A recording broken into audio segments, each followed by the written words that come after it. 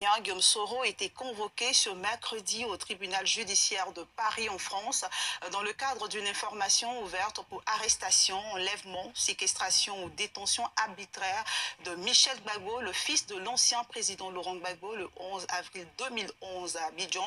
Dans un communiqué produit par le biais de ses avocats, Guillaume Soro, qui ne s'est pas présenté au tribunal de Paris, considère cette plainte comme illégale. Ses avocats demandent un non-lieu et comptent déposer une requête en nullité afin d'obtenir l'annulation de l'ensemble des actes de procédure pris en violation de l'immunité de l'ancien Premier ministre. Il faut le rappeler, la plainte de Michel Gbagbo contre Guillaume Soro devant la justice française date de juin 2012. Voilà, allez, je cale ça et puis après je fais ma vidéo. Voilà, bonjour à tous. Aujourd'hui nous sommes donc le 26 novembre 2021. Voilà, très important pour moi de rappeler la date. Je viens aujourd'hui vous parler de Guillaume Soro, le fugitif.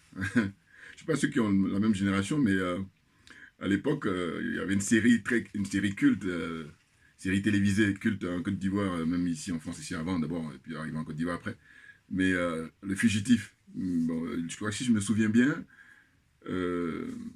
c'était l'histoire de quelqu'un qui était accusé d'avoir tué sa femme. Et vraiment une série culte qui a bercé notre enfance, ceux qui sont de ma génération. Donc, pour Guillaume Soro, c'est pas pareil. Hein. Lui, il est poursuivi parce qu'il a du sang sur les mains, le sang des Ivoiriens. Voilà, c'est ça, il faut se dire les choses. Donc, ce monsieur, tantôt on nous dit qu'il est en France, tantôt on nous dit qu'il est en Turquie, enfin on ne sait pas. Mais en tous les cas, les services secrets français savent où il est. Voilà, les choses sont claires. Donc, il se trouve que le fils du président Laurent Gbagbo, Michel Gbagbo, que je ne connaissais pas vraiment, je dois dire que comme le monde entier, je l'ai découvert lors de l'arrestation avec son père et sa belle-mère et tout ça, enfin en tout cas les événements qui se sont déroulés après les élections en 2011, voilà. Et il était, ce qui a marqué hein, les esprits, c'est il saignait, voilà, il saignait et ça avait frappé. Et moi à l'époque, je dois vous dire, quand j'ai vu les images, je me suis dit mais est-ce que ce monsieur, est-ce que ce garçon, il fait de la politique? C'est la première question que je m'étais posée hein, quand je regardais les images chez moi. Et parce que je me suis dit, s'il ne fait pas de la politique, je ne vois pas pourquoi on l'arrête.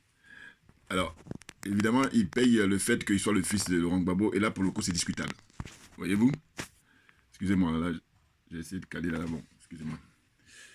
Donc, Michel Gbagbo, il a porté plainte récemment contre Guillaume Soro. Et moi, je fais partie des gens qui suis favorables à ça. Ouais, parce que je sais que c'est partagé. Il y en a qui sont contre, en disant oui, mais ça ne participe pas, comment dire, à la réconciliation, et patati et patata, etc., etc. Mais moi, je fais partie des gens qui trouvent que c'est une bonne chose. Et donc, Michel Gbagbo, suite à ça, j'ai essayé de regarder un petit peu. C'est, comment dire, un garçon, un homme très bien élevé. Oui, très bien élevé, et puis il est très posé. C'est remarquable, cette espèce de tranquillité comme ça dont il fait preuve quand il est interrogé. Bon, il faut dire qu'il est réservé et tout ça, bon. Il faut dire que très différent de son père, qui lui est un bon vivant, qui est très connu. Bon, donc, en gros, ce que je vais dire, c'est que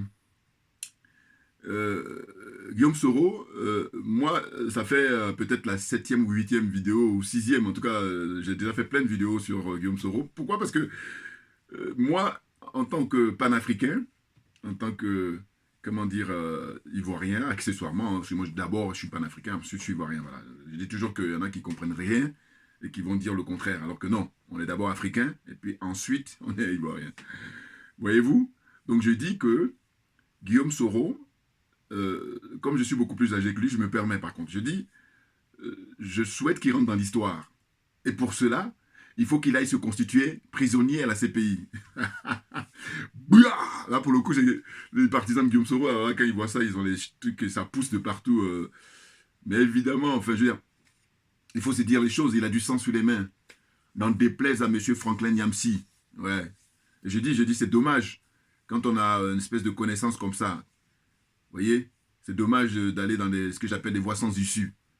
Le soutien apporté à Guillaume Soro. Et puis même d'ailleurs, si vous regardez dans le passé, il faut reprendre les images d'archives à chaque fois. Alors on me dira, oui, mais l'erreur est humaine. D'accord. Mais moi, ce que je dis que Guillaume Soro, il faut qu'il vide son sac. Ça n'a pas été le cas. Je ne sais pas pourquoi il y a des gens qui disent qu'il a déjà fait. Non, non, non, non. Guillaume Soro, à l'époque, il a écrit un livre où il revendique le titre d'être le chef de la rébellion. Donc c'est à ce titre-là, voyez-vous, c'est pour cette raison que moi je ne souhaite pas. Je fais partie des gens qui exigent qu'il fasse de même. C'est-à-dire qu'il écrive un bouquin maintenant pour nous expliquer tout ce qui s'est passé. Voilà. Et faire ça, il va rentrer dans l'histoire par la grande porte. Autrement, il sera un fugitif et puis qui vont finir par dégommer. Ah bah oui, non parce que voilà, non mais ça n'a pas de sens. Vous voyez, et du coup, on se rend compte que ces gens-là, ils viennent faire de la politique juste pour de l'argent, juste pour la cupidité. J'ai pris quelques notes, je vais lire rapidement ce que j'ai pris, après je vais continuer mon commentaire. D'abord, je me présente. Mon surnom sur le web, sur les réseaux sociaux, c'est Djoubian. Djoubian, voilà. Et je suis un panafricain convaincu. Et accessoirement, je me veux être spécialiste de la France. Et quand je dis ça toujours, je fais allusion à des gens comme Antoine Glaser, Bernard Lougan. D'ailleurs, lui, il doit être content, là, parce que quand on voit l'actualité en Afrique du Sud, je vais essayer de faire une vidéo, là, dans les heures ou les jours qui viennent. Parce qu'il paraît qu'il y a des grandes villes là-bas qui sont en train d'être importées par les Blancs. Donc, Lougan, gros raciste qu'il est, hein, lui, il dit qu'il est spécialiste de l'Afrique. Et pourquoi je dis ça, c'est que c'est quelqu'un qui a la hantise. Parce qu'il a expliqué dans un de ses bouquins, dans ses interviews, il disait que oui, l'Afrique, d'abord, il y a plusieurs Afriques, voilà, et ça les arrange. En Europe, il y a une seule Europe. Mais quand on arrive en Afrique, il y a plusieurs. Moi, je suis quelqu'un, je dis, il faut qu'on soit dans une espèce de respect réciproque. Voilà. Et c'est pour ça que je suis très attentif à toutes leurs qualifications. Parce que quand il parle d'Europe, il dit l'Europe. Mais quand il parle de l'Afrique, il y a plusieurs Afriques. N'importe quoi. Et donc, lui, c'est quelqu'un qui a toujours rêvé qu'en Afrique du Sud, ce soit les Blancs, mais qui dirigent jusqu'à la fin des temps. C'est-à-dire que les Noirs ne prennent jamais le pouvoir. Ça veut dire que quand les Noirs ont pris le pouvoir en Afrique du Sud, ben, il en était malade. Il le dit, hein. Je ne dis pas qu'il était malade, mais vous traduisez, voilà. Je traduis, voilà. Hein? Gros raciste, Bernard Lougan. Et puis, il y en a d'autres aussi. Donc, c'est à cause de ces gens-là, je me suis fait surnommer spécialiste de la France. Alors, évidemment, je vous dis, comme d'habitude, il y a des gens très qualifiés que moi, naturellement. Je pense au professeur Moutounde, je pense au professeur Gomez, je pense à Lasconi. Vous voyez, bon, pour ne citer que ces quelques personnes. Mais voilà. Donc, et puis, eux, la France, même, c'est un chapitre où je peux laisser une page. Et ils ont même spécialisé toute l'Europe. Voilà, ils ont vraiment des connaissances très approfondies. Tandis que moi, c'est dans la provocation. Et puis par rapport à d'autres, voilà, j'ai compris beaucoup de choses. Tout est relatif. Voilà, c'est ça, en fait. Donc, Guillaume Soro, revenons à Guillaume Soro. Guillaume Soro, à propos de Guillaume Soro, donc, ces avocats disent que, en fait, c'est du harcèlement. Ils ont utilisé un terme qui m'a fait sourire un peu. On dit c'est une coutume qui existe dans le droit international, à savoir que lui, comme il a été Premier ministre, donc il a l'immunité, c'est-à-dire qu'il est protégé, on n'a pas à le poursuivre. Non, mais ce monsieur, comment dire, il a du sang sur les mains, et bon, je ne vous cache pas que tout ça, c'est les Français qui se moquent de nous, qui insultent notre intelligence. Le moment est venu de comprendre ça, les gars. Vous voyez, les frères et sœurs. Ben oui, pourquoi? Parce que c'est une journaliste, là, je crois qu'elle doit être journaliste sur RFI d'ailleurs, qui a écrit un bouquin où, je crois que c'est à la page, combien? À la page 196 de son bouquin, où justement elle parle du cas de Soro là. Voilà. Vous voyez, je ne sais plus, mais en tout cas c'est dans son bouquin qu'elle fait des révélations par rapport à Guillaume Soro qui s'est enrichi et patati et patata. Enfin bon. Donc vous comprenez, je crois que c'est Leslie Varenne, si je me souviens. Voilà. Guillaume Soro, en fait, c'est un enfant gâté. Je l'ai déjà dit, mais qu'est-ce que vous voulez dire? Il faut le rappeler constamment. Parce que ce garçon, il a pu bénéficier des honneurs de l'État ivoirien. Par contre, il a forcé, quoi. Il a tué les Ivoiriens. Voilà, c'est ça le problème. Ah oui. Et j'ai dit, j'essaie toujours de l'opposer à Blé Goudé, qui lui, par contre, veut prendre le pouvoir par le verbe. Et vous voyez, le pauvre, il est ici en Europe, hein, il est, je crois, aux Pays-Bas. Eh ben, il le redoute. C'est celui qui est le plus redouté en Côte d'Ivoire, Blé Goudé. Numéro 1, pour moi. C'est clair. Là, ne serait-ce que regarder. Pourquoi le président Gbagbo est rentré depuis le mois de juin, et puis Charles Blé Goudé, à chaque fois, c'est la même histoire, son passeport qui est retenu. Ils font, comment dire, espèce de... C'est une procédure dilatoire sur le plan du droit, droit français. Hein. Ils font exprès pour perdre du temps, pour le décourager. Et je dis, si Blé Goudé dit, hein, sur les antennes françaises, je signe, j'arrête la politique. Immédiatement, il ne va même pas sortir du studio. Hein, sur le studio de RFI ou de France 24 ou de TV5, il ne va pas sortir, son passeport l'attend. Même pas, ils vont lui faire une attestation qui lui permet de passer les frontières. Ouais.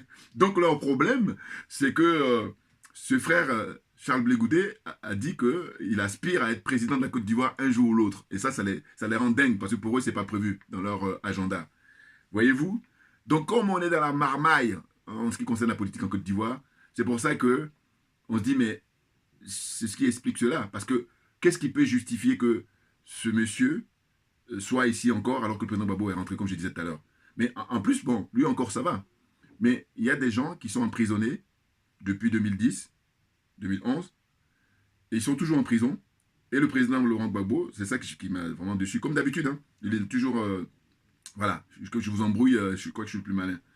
Et ceux qui vont essayer de être honnêtes, ils vont voir que quand je fais des vidéos, tantôt je le défends. Donc voilà, ça n'a rien à voir avec les gens qui vont le fustiger tout le temps. Moi, c'est pas ça.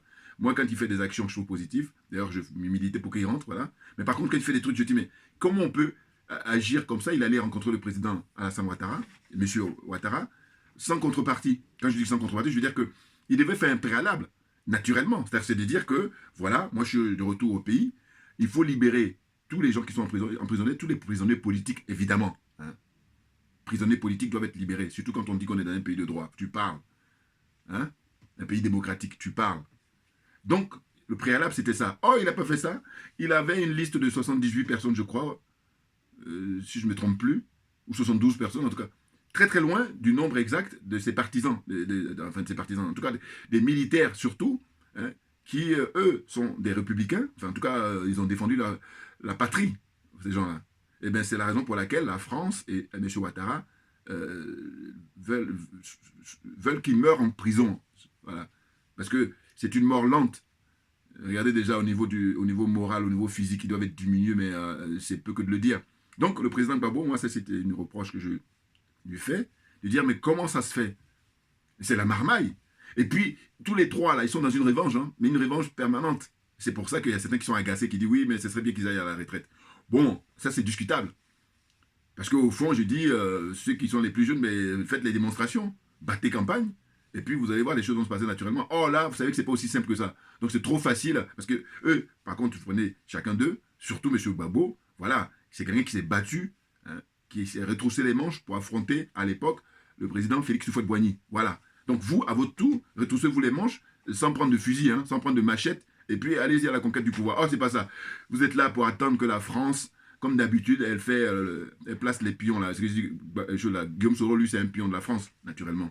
Oui, parce que les services secrets, ils savent où il est. Pourquoi on ne le chope pas? Parce que là, on nous dit quoi? On nous dit que voilà, ça fait la énième fois que Michel Gbagbo, justement, dépose sa requête pour qu'il soit entendu devant le TGI de Paris. Mais en fait, évidemment, Michel Gbagbo, il est moitié français par sa maman, et puis ivoirien par son papa, Laurent Gbagbo. Voilà. Donc il est binationaux. Franco-ivoirien. Voilà. Ou ivoiro-français, comme vous voulez. Donc, c'est dans ce sens-là qu'il dépose. Mais moi, avec le minimum que j'ai retenu de mes cours de droit, quand j'étais en fac, c'était que la compétence territoriale, je me dis, mais on ne sait pas exactement où il est Guillaume Soro. Donc, si, dites-moi si je me trompe, hein, ceux qui sont beaucoup plus qualifiés en droit, si Michel Gbagbo dépose sa plainte à Paris, en France en l'occurrence, ça veut dire que Guillaume Soro est là. Parce que je me dis, ou alors on me dira, oui, mais c'est parce que lui, il est de la nationalité française. Ben oui, mais il vit en Côte d'Ivoire depuis toujours. Si on regarde le temps qui passe, il a passé plus de temps en Côte d'Ivoire. Il y est même en tant qu'enseignant, en tant qu'universitaire. Donc voilà.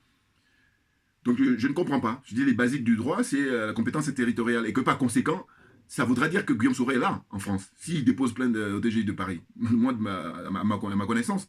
Or, ce mec-là, il est caché. Je vais vous dire, les dernières infos qu'on a eues il y a 1 an, ou en tout cas, jusqu'à ce qu'il vienne faire le guignol là, devant les journalistes de France 24 qui se moquaient de lui, parce qu'il était venu là, avec sa costume cravate, en disant, voilà, je suis candidat pour les élections en octobre 2020. N'importe quoi. Un vrai rigolo. Et moi, à l'époque, j'avais fait une vidéo là-dessus, et puis je disais, mais non, mais franchement, le mec, il sait pas qu'il se fout de sa gueule. Voilà. Idiot utile de la France-Afrique. Voilà, lui aussi, il fait partie. Vous voyez? Donc, ça pose problème. Mais c'est même pas seulement le cas de Guillaume Soro et puis Michel Gbagbo. C'est qu'il y a plein d'histoires comme ça où à chaque fois, il dépose plainte à Paris. Mais j'ai dit, mais dites-nous ouvertement que nous sommes en sous-préfecture ou Nous sommes un comptoir. Hein. Nous qui sommes très, comment dire, à cheval sur l'émancipation de l'Afrique, sur la souveraineté des pays africains, eh bien on le sait. Mais il y a beaucoup de gens qui ne savent pas, et qui pensent qu'ils ont leur pays avec les drapeaux. N'importe quoi. Hein. C'est la France à l'Élysée, à Matignon, ce sont eux qui décident. Et à la cellule d'ailleurs, comme on dit, hein, depuis Jacques Faucard. Après, il y avait Mitterrand. Avant Mitterrand, il y a eu, comment dire, Général de Gaulle. Hein. Général de Gaulle, Pompidou, hein, les continuités, Giscard. Et puis après, on arrive à Mitterrand. Et la cellule, là, elle est toujours la même jusqu'à aujourd'hui avec M. Macron, là. Voilà. C'est-à-dire qu'il y a des gens qui bossent 24 heures sur 24, qui étudient la situation politique, économique et militaire des pays africains, zone CFA, là. Même toute l'Afrique, même en général, et zone CFA en particulier. Donc je rappelle, hein, ne vous inquiétez pas, pour les t-shirts, ça arrive. Hein, ça y est, j'ai confirmé, là. Je pense que ça va se faire dans les heures qui viennent. Là. Je dis, hier, j'avais dit 48 heures, 72 heures, mais ça y est, j'ai eu la confirmation. Donc voilà, zone des aliénés, zone des complexés, zone des corrompus. Voilà, que je dis quelqu'un me dise le contraire. Hein, ça caractérise cette zone-là. Et là, on se bat tous les jours pour en sortir. Parce que c'est possible. C'est une question de volonté politique. Mais c'est sûr qu'en Côte d'Ivoire, avec la marmaille, là, on aura du mal. Ce qui est rassurant, c'est quand tu vois ce qui se passe comment dire, au Mali, avec le colonel le président Ami Goïta, et puis le Premier ministre, qui est très brillant. Voilà, c'est un grand homme d'État. Moi, j'écoute ses discours ces derniers temps, je dis franchement, le mec, il est épatant. Il donne des cours à tout ce beau monde-là. Ils ne font pas de la politique, eux, ils sont venus pour les affaires, alors que lui, il fait de la politique au sens noble du terme. Voilà. Dernière info, c'est quoi qu'il avait dit il a demandé à ce que tous les gens du gouvernement, une fois par semaine, portent la tenue africaine, venir au Conseil des ministres. Voilà, j'ai dit, Thomas Sankara, il est de retour. Bon, voilà. C'est clair, vous voyez. Donc, la marmaille en Côte d'Ivoire, comme je disais tout à l'heure, je disais que ils sont tous les trois là, M. Gbagbo, M. Bédier et puis M. Alassane Ouattara, chacun veut prendre sa revanche en permanence jusqu'à la fin de leur jour. Voilà comment ils fonctionnent. Bon, c'est malheureux, mais c'est comme ça. C'est aux plus jeunes là, mais d'aller battre campagne de manière, j'allais dire, pacifique. Mais la difficulté, c'est qu'on n'est pas dans un pays de droit, puisque M. Ouattara a violé la Constitution en permanence. Hein, vous prenez tous les articles de la première à la dernière, hein, j'allais dire que plus de la moitié, il les viole. Or, il faut violer une seule, ça suffit pour qu'on dise qu'on est plein en truc. Voilà, parce que à quoi ça sert d'écrire des tests? Un peu comme M. Gbagbo lui-même me rappelle dans ses interviews en disant, voilà, en Afrique, on écrit des tests qu'on ne respecte pas. Bon, cela dit, tu composes avec. Donc c'est un peu embêtant, il fallait savoir. N'importe quoi. Enfin bon, bref. Donc, moi je dis, je soutiens Michel Gbagbo dans sa plainte pour dire que Guillaume Soro, il faut qu'il soit entendu. Alors que moi, je lui donne des conseils en tant que quelqu'un de plus âgé que lui. Je dis, voilà, constitue-toi prisonnier, tu vas à la CPI. Voilà. Et là, tu rentres dans l'histoire. Mais non, le mec, il a amassé des millions. Vous comprenez bien que voilà, c'est la cupidité. Hein?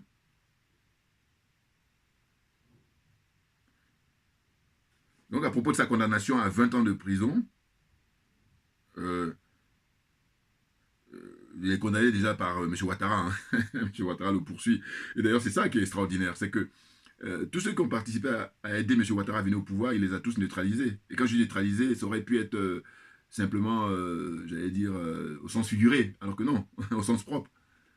Tous les pontifs, là, je pense à un pauvre Ahmed Bakayoko. Voilà. Moi, c'est un gars que je ne connaissais pas, je l'ai rencontré une seule fois. Il est venu sur mon lieu de travail et puis voilà, je trouvais qu'il fallait, voilà, il dégage quelque chose de simplicité, voilà, c'est ça qui est extraordinaire. Voilà. Et puis, Soro, il a du bol parce que il a lui aussi passé, oui, les Watao, là, tout ça, ils ont été neutralisés. Les pauvres, j'allais dire. Non, parce que cette histoire-là, il faut que tous ceux qui ont été les responsables, il faut que tout le monde paye. Or, moi, je dis, comptez pas sur moi pour éliminer les gens de cette manière. Non, non, non. Moi, je dis, ma religion, c'est la vérité et la justice. Donc, c'est pour ça que vous voyez, Guillaume Soro, je lui ai dit, va te constituer prisonnier à la CPI. Voilà. Tu vas être bien traité là-bas. Et puis, demande un peu à ton frère Blé Goudé. Parce que lui, il a été là-bas pendant 5 ans. Il va te donner un peu les infos. Hein? Et tu verras bien. Autrement, c'est sûr que les millions que tu as détournés là, quand tu étais ministre, ensuite ministre de la Défense, Premier ministre pendant 5 ans, président de l'Assemblée nationale pendant 7 ans. Vous voyez, franchement, je dis que si vous regardez son jeune parcours, c'est un enfant gâté. Les choses sont claires pour moi. Vous voyez, hein, c'est clair.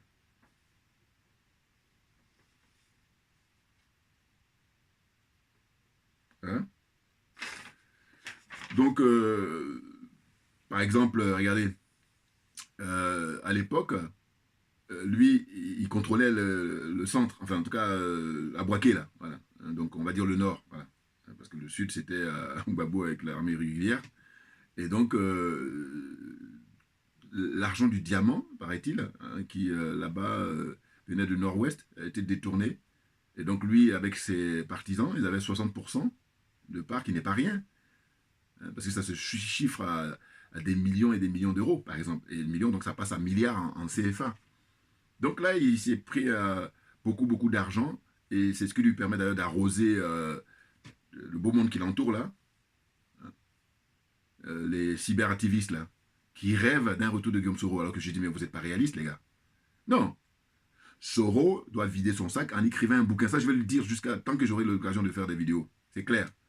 Et je dis normalement, comment des gens comme Niamski, Franklin Niamsi, là, qui est son soutien, un des soutiens inconditionnels, comment ça fait qu'il continue en 2021 à le soutenir? Ça n'a pas de sens. Il y a une incohérence totale. On ne peut pas se battre contre la France-Afrique et puis continuer à soutenir Guillaume Soro, alors que la France, elle utilise Guillaume Soro comme une pièce éventuelle, comme un pion éventuel. Vous voyez?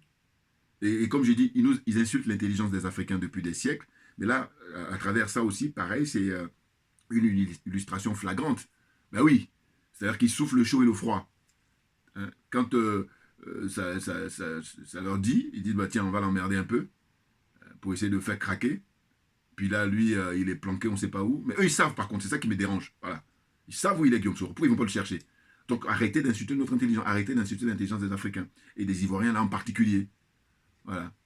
Donc tous ceux qui soutiennent Guillaume Soro, je dis, vous êtes en train de soutenir quelqu'un qui est dans une voie sans issue. Maintenant, ce qu'il faut comprendre, c'est que moi, personnellement, je suis partisan, vous allez regarder toutes mes vidéos depuis que je fais des vidéos, je suis partisan pour qu'il y ait une réconciliation nationale. Mais le problème, c'est quoi? C'est que, comme je vous disais tout à l'heure, M. Ouattara a son agenda, M. Bédier a son agenda, et puis M. Gbagbo, Laurent Gbagbo, le président Laurent Gbagbo, il a son agenda. Et ce qui fait que ces agendas-là, ils ne vont pas ensemble. J'ai réfléchi sur la question de, justement, concernant le président Gbagbo. Je me dis, mais pourquoi il n'insiste pas, lui? Pourquoi il n'en parle même pas de la réconciliation nationale? Ou alors, quand il en parle, c'est très vite. Il passe à autre chose. Mais parce que je me suis dit, peut-être que dans son esprit, lui, quand il était en fonction, justement, il avait organisé une conférence nationale. Simplement, ce qui s'est passé, c'est qu'il s'est contenté de la forme. Il ne s'est pas intéressé au fond. Et c'est même pour ça qu'il y a des conséquences. Et donc, du coup, je me dis, peut-être que là, ça l'embête. Parce qu'il n'a pas été exemplaire à ce niveau-là.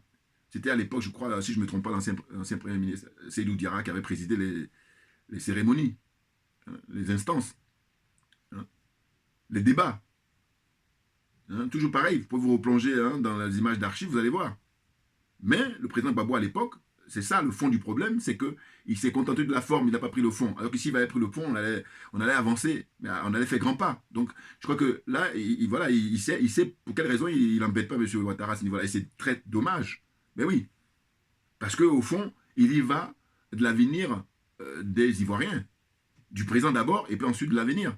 Et comme on sait que le présent, c'est le présent qui nourrit l'avenir, là on est dans la marmaille, du coup on est en train de perdre des années au sacrifice de plein de gens. Et quand on regarde l'actualité là en permanence, ceux qu'on casse leur maison à Djamé, à Niamey, ils n'ont pas d'eau, ils n'ont même pas d'eau, on coupe leur eau.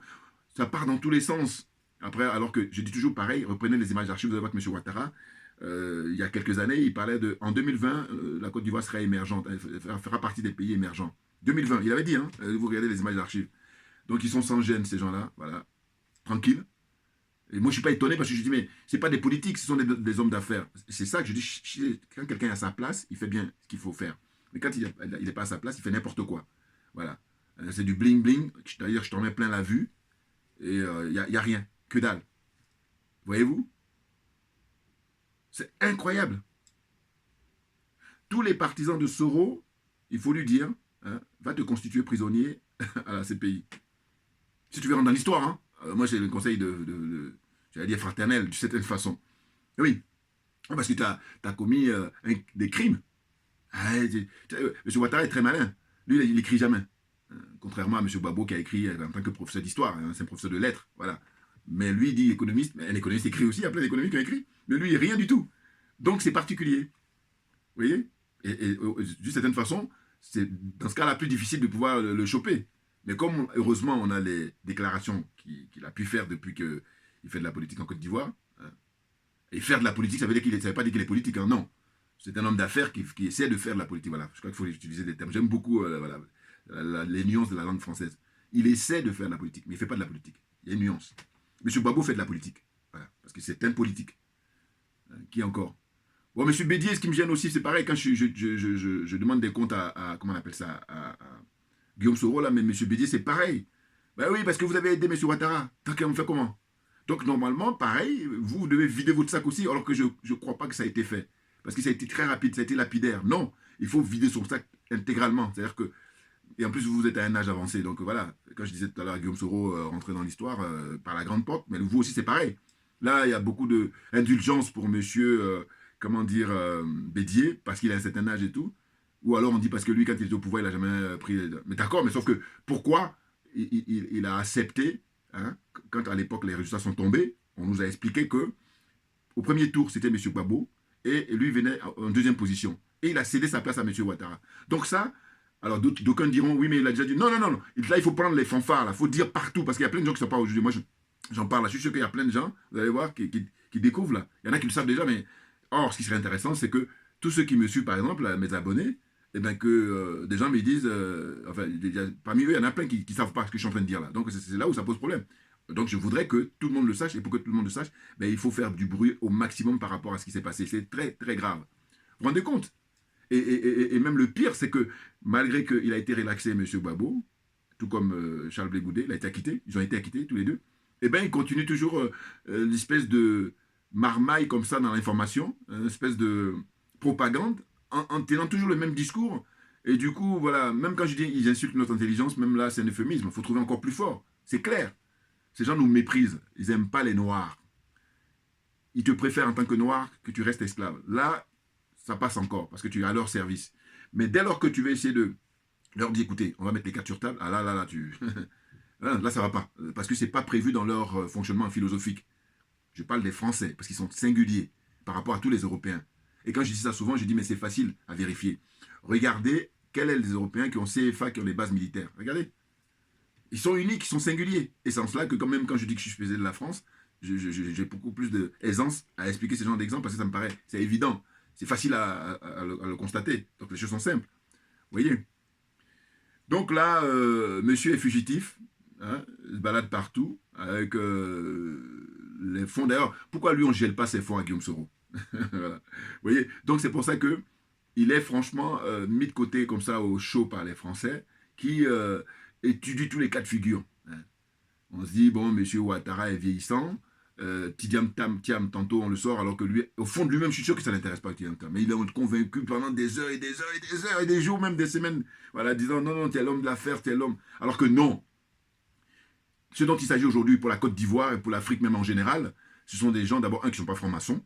Puis il y a un frère là qui m'a dit, je m'en profite parce que j'avais oublié, en fait, il m'a dit, bon, dans la carte que j'ai mise là, bon, alors qu'on ne le voyait pas, bon, mais il s'est imaginé. Bon, je tiens à m'excuser parce que c'est vrai, on a tendance à oublier le Madagascar, mais cela dit, j'ai pas trop de problème parce que je parle aussi du Madagascar, voilà, dans mes vidéos.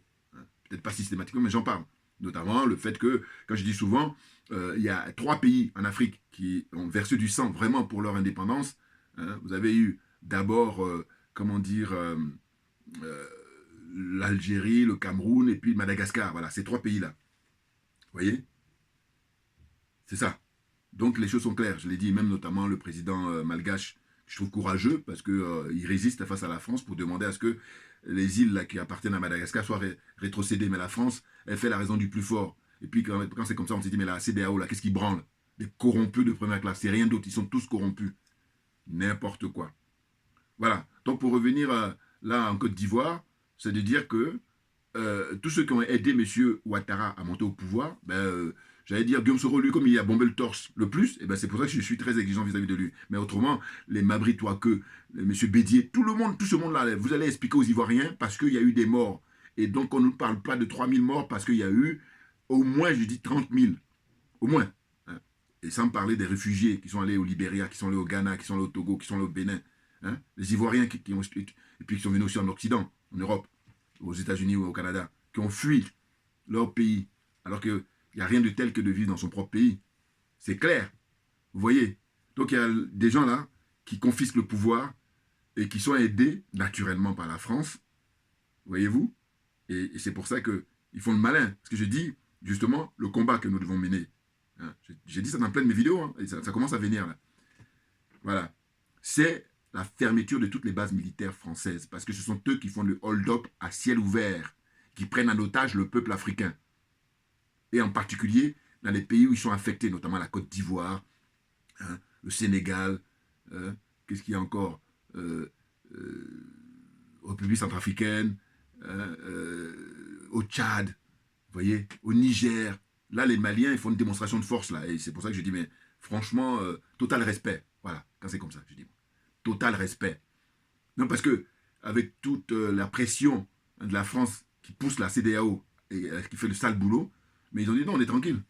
On est tranquille. Et d'ailleurs, même ce qui m'a plu dans son discours récent, le Premier ministre, le Premier ministre malien, il a dit, mais le Mali, c'est, comment dire, un des premiers fondateurs de la CEDEAO. Donc comment dire, c'est extraordinaire.